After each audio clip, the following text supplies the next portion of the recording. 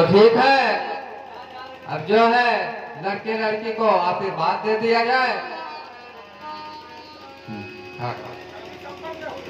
शादी संपन्न हुई, आशीर्वाद दे दिया जाए।